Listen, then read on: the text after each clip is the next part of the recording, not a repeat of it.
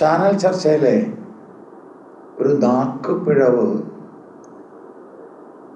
ഭാരതീയ ജനതാ പാർട്ടിയുടെ പ്രവർത്തകർക്ക് നേരെ സംഘടിതമായ രീതിയിൽ പോലീസ് ഗുണ്ടായിസം നടത്തുകയാണ്. ചാനൽ ചർച്ചയിൽ ഒരു നാക്കുപിഴവ് സ്വാഭാവികമാണ്. നാക്കുപിഴവ് ഉണ്ടാവാത്ത ഒരാളും കേരള രാഷ്ട്രീയത്തിലില്ല.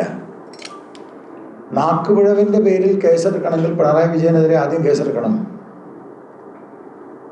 നാക്കുപിഴവിൻ്റെ പേരിൽ കേസെടുക്കണമെങ്കിൽ പ്രതിപക്ഷ നേതാവിൻ്റെ പേരിൽ ആദ്യം കേസെടുക്കണം. നാക്കുപിഴവിൻ്റെ പേരിൽ കേസെടുക്കണമെങ്കിൽ CPM കോൺഗ്രസ് നേതാക്കന്മാർക്കൊക്കെ കേസെടുക്കണം. രാഹുൽ ഗാന്ധിക്കെതിരെ കേസെടുക്കണം.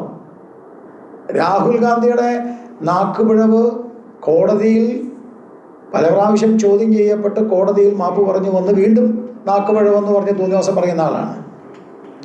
വായി തോന്നുന്നത് വിളിച്ചു പറയുന്ന ആളാണ് രാഹുൽ ഗാന്ധി.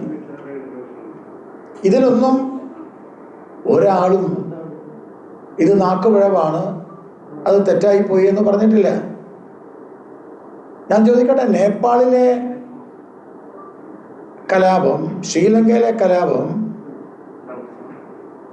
തൊട്ടപ്രദേശം അപ്പുറത്തെ ബംഗ്ലാദേശിലെ കലാപം പോലെ കലാപം ഉണ്ടാവണം ഈ ഇന്ത്യയിൽ എന്ന് പറഞ്ഞ് നരേന്ദ്രമോദിയുടെ ചിത്രം കാണിച്ച് ഭാരതീയ ജനതാ പാർട്ടിയുടെ കൊടി കാണിച്ച് ഇവരെയൊക്കെ അടിച്ചോടിക്കണമെന്ന് പരസ്യമായി പറഞ്ഞത് ബുക്കർ നേതാവാണ് അരുന്ധതി റോയ്. മലയാളിയാണ്.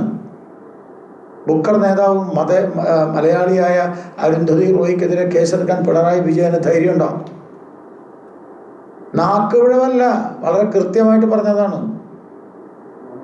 നാക്കുപിഴവല്ലത്.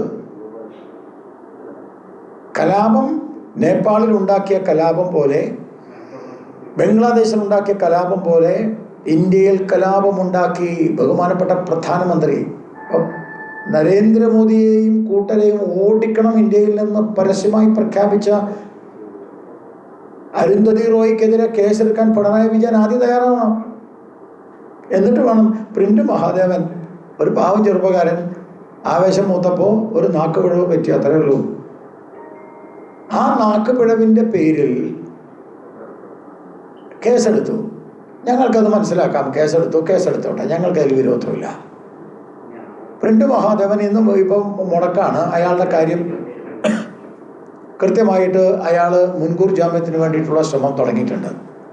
ഞാൻ മനസ്സിലാക്കുന്നിടത്തോളം കോടതി ഇല്ലാത്തത് കൊണ്ടാണ്